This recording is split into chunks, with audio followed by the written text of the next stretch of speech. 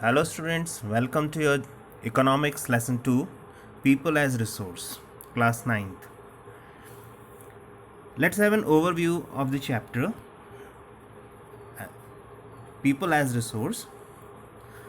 Now dear students, when you talk about population, it is an asset for the economy rather than a liability.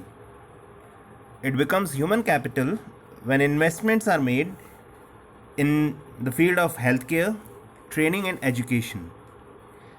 Land and capital are made useful by human capital, that is, simply if you take into account, it is the human capabilities with their skill, hands and developed brain. They all exercise it on the existing natural resources, and with the help of that developed human capital, the existing natural resources flourish and become useful and meaningful.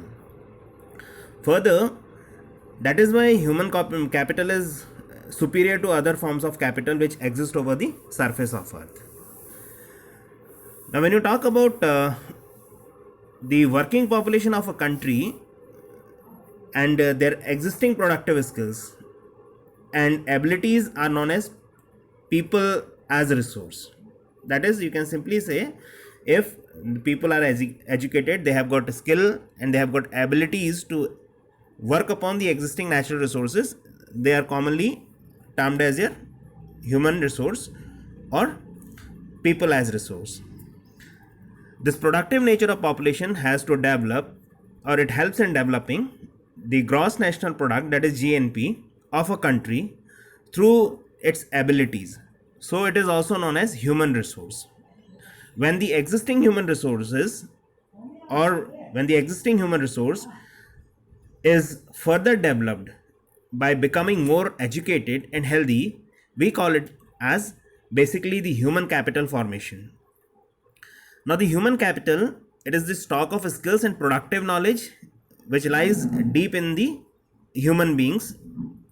Then population, or say the human beings, become human capital when they are provided with better education, training and healthcare facilities.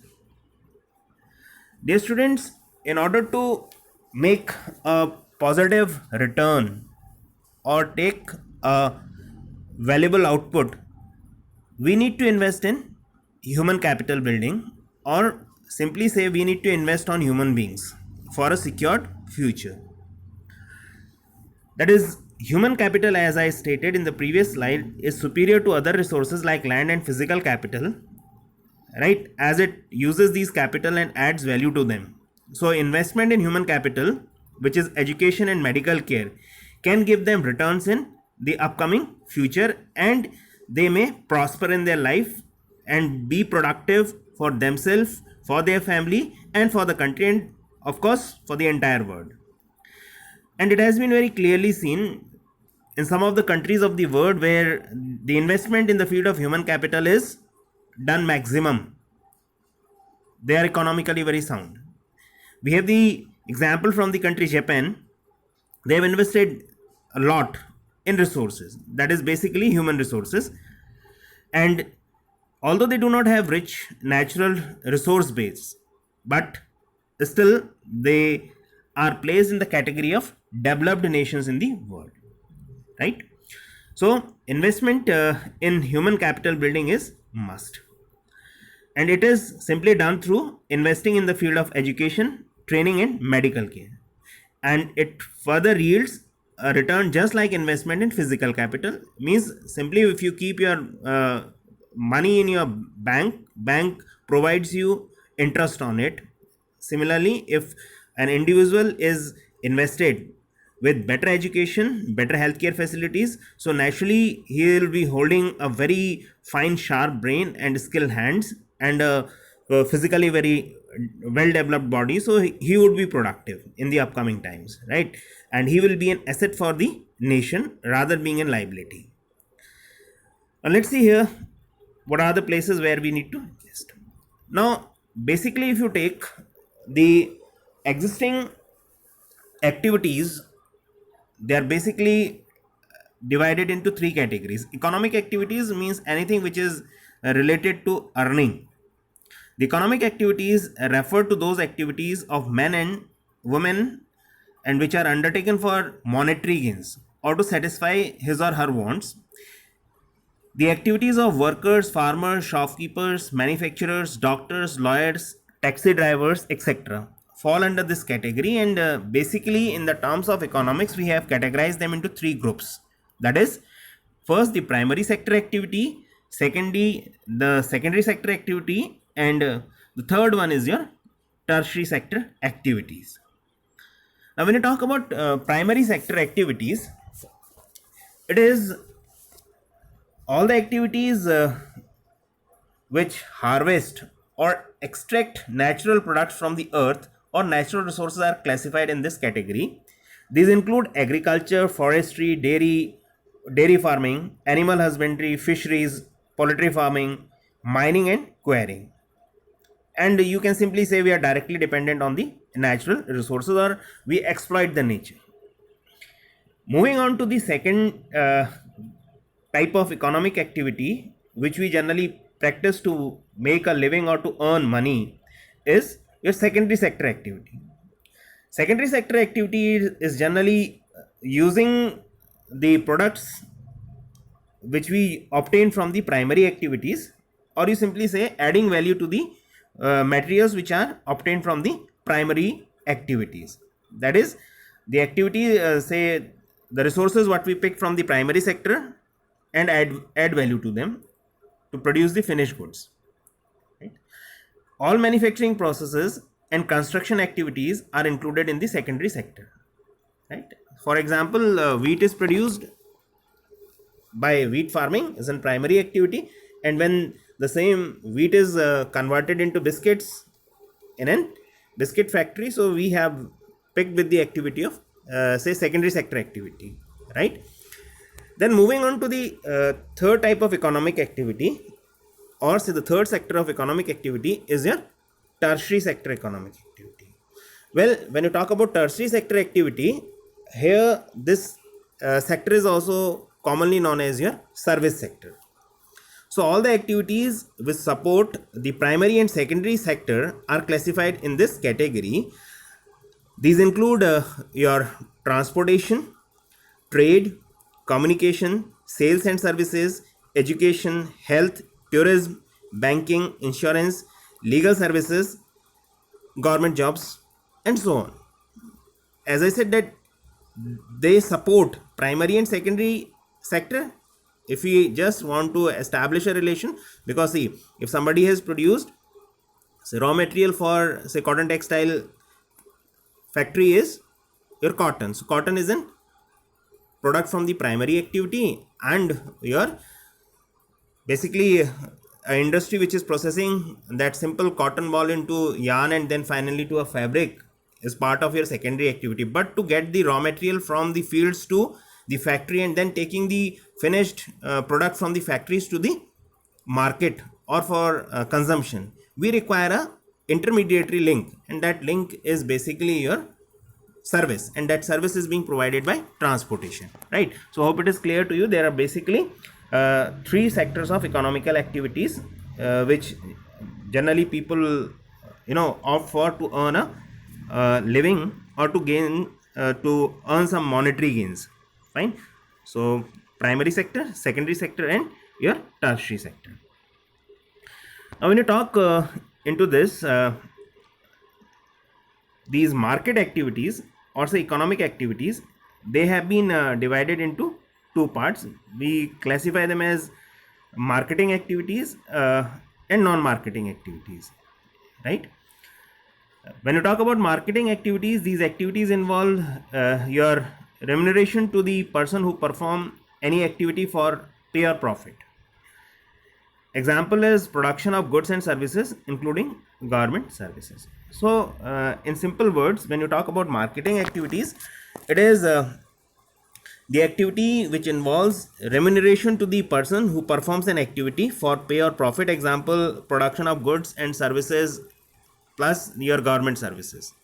Okay, so any service or any economical activity which is paid, right, in terms of salary or incentives is the part of your market activity. Moving on to the second part of economic activity, right? That is known as non-marketing activities. When you talk for non-marketing activities, are the ones that are not undertaken for any monetary gains, right? You can say for charity. These are also called as unpaid activities. Example: housekeeping, helping the poor and disabled, etc. That's very true. Your mother cooks food for you daily in the morning. She prepares your tiffin, right? When you reach back home, she provides you with the finest of the lunch. Okay, in the evening, she is busy for the dinner preparation. Right? She is not paid for it, so she is involved in non-market activity. But if the same activity is performed somewhere in an hotel or a restaurant, of course the chef is going to charge for it. So there's a difference. Then production of these activities is for self consumption, right? We are not providing that service on large scale or from commercial grounds or to earn money. In India, traditionally there is a division of labor between men and women, right? And there are number of historical and cultural reasons for making this as a division of work, right? It is preferably said that man is meant for working out, right? And women need to maintain the family. But it's not a true thing to be accepted, right? Today in the modern world, both men and women, they are at par, right? Both of them can explore and earn. Now moving on to the development of population and development of population in terms of quality. So when you talk about quality of population, how to define quality, right? So quality of population is an overall qualitative functioning of the population that signifies its social, economic and cultural growth and basically output. Education and health are the most important factors affecting quality of population, right? So the quality of population depends upon the literacy rate, in simple words, life expectancy and skills formation acquired by the people of that particular country or region or area. Now let's see here what all our country has done to maintain a quality population. The first is, as I said, that to obtain a maximum output or an optimum output from the human resource of our country, we need to invest on education and healthcare. These are the two basic pillars which need to be very strong and very say rigid and very strong and very say productive. Let's discuss with the first one, that is role of education. When you talk about as it is said, education opens new horizons, develop life values and give rise to new aspirations. It increases the national income as well as the cultural richness and efficiency of governance. In this also, if you especially emphasize upon vocational education, right, which basically helps in development of a particular skill, it is provided on basically with some sound technological say institutions, and it helps an individual to be independent and start up his own work to earn a living. And it is always beneficial because it gives you ready employment. Fine. So there is a provision made for providing universal access, retention and quality in elementary education with an special emphasis on girls, right? Then special school called the Navodaya Vidyalayas have been established in our country in each district to facilitate the development of human resource in terms of education. When you talk about what government is doing to initiate the development of human resources in our country, so here are some examples to it. There are a number of primary school systems or say primary schools, they have been established in our country, and they have expanded over 7.68 lakh in the year 2004 to 2005. Then a program called Sarva Shiksha Abhiyan was launched, and it aims at providing elementary education to the all children in the age group of 6 to 14 years. Then one of the most important program which has been initiated by the government of India to initiate that there is an say 10% presence of the students, and students are motivated to go to school, is the midday meal scheme. And it has been simply introduced to encourage attendance and retention of school children and improve their nutritional status. Now, retention in school, it was seen that for most of the government school in the remote villages where the earnings are not very fine, or the parents do not have good financial resources, so even if the child wants to take lessons in the school, he is not able to take that on account of some financial constraints, because if he moves to school, he won't be able to earn, and he won't be having proper meals that day. So instead of going to school, kids used to move around and do some sort of child labor, collecting the litter and then selling it out to a junk dealer and so on. But with the introduction of this program, that is midday meal, most of the say students, those who come from a very lower strata of the society, they were able to retain, means now they are staying in the school for the entire duration and taking their lessons, and at the same time, as under the scheme midday meal, they are provided with cooked food, right? And this is providing them with good health, as well as they are able to take their lessons properly. So this is an important say initiative by government of India to see that the retention in the school improves, right? Now, over the past 50 years, there has been a significant growth in the number of universities and institutions of higher learning, right?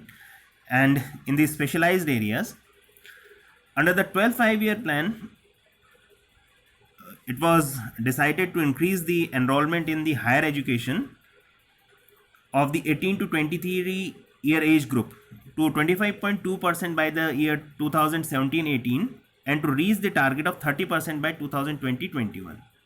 Right? Now, how the government is going to achieve this? There are two strategies to it. The first is they are increasing, they are making an say effort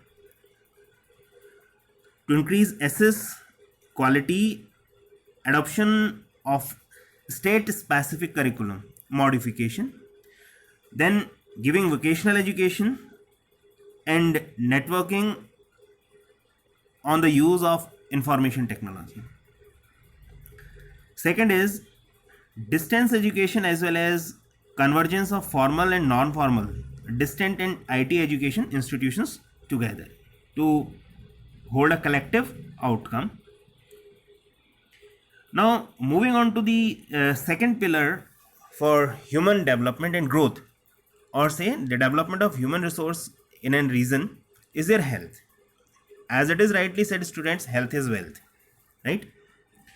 So if you talk poor healthcare helps a person, proper healthcare helps a person to realize his potential and ability to fight illness. So the government's national policy on health aims at improving the access to healthcare, family welfare and nutritional services. During the last 50 years, India has built up a vast healthcare manpower and infrastructure. And some of the common results are as under.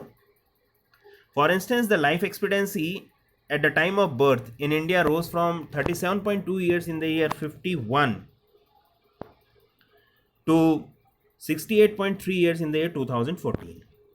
Second, the infant mortality rate has also gone down from 147 in the year 1951 to 37 in the year 2015. Then moving ahead, that is, India has built a vast healthcare infrastructure, but as per the growing population, still there is a lot need to be done to improve this. Then moving ahead to the next topic, it is the problem of unemployment for human resources. Basically, when you define unemployment, unemployment exists when the people who are willing to work at the going wages cannot find a job. That is simply they have got all the technical qualification, they are fit to work as physically as well, but there is no place where they can be observed and they can get a job. The workforce include all people from the age of 15 to 59. Children and your elderly people, that is 60 years and over, are not included in the working group, as we have already discussed in the previous lesson. So are not be considered as employed. If somebody is working after 60 also, he must be doing it on voluntary basis or just for his self satisfaction, but he cannot be the part of the working population, or we cannot count him as per the economical terms as the part of the working population, right? Now there are different natures of unemployment which we generally observe in our country. Basically, in the case of India, there is unemployment in both rural and urban areas. In rural areas, there is seasonal and disguised unemployment, and in urban areas, we mostly face with the problem of educated unemployment. Right? So let's discuss these three, say, different types of unemployment which we observe for our country. First comes up with the seasonal unemployment.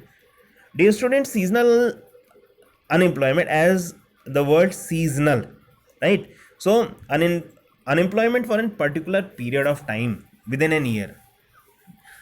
Seasonal unemployment occurs when people fail to get work during some months of a year, right?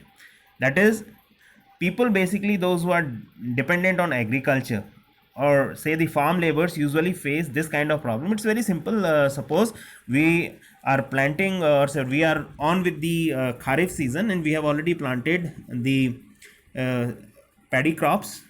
They are standing on the fields, right? You have done all the plant transplantation work, all the manuring work, but it is not that the agriculture activity will accomplish within a week. It will take a time period for 3 to 4 months to mature, but as you are totally dependent on that activity, you are free for that time till the time the crop takes or reaches to the maturity period, right? So for that particular season you are unemployed. So the first type of say unemployment in the rural dwellings is the seasonal unemployment.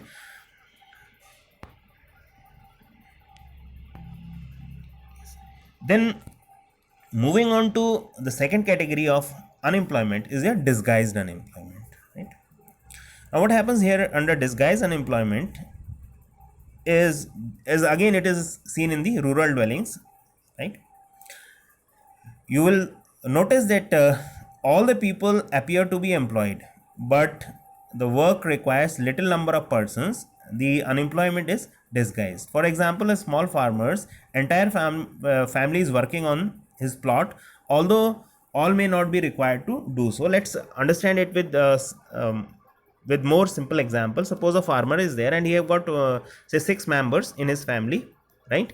And he has got a small piece of land, and from that particular small piece of land he was able to recover around say 10 sacks of wheat, right?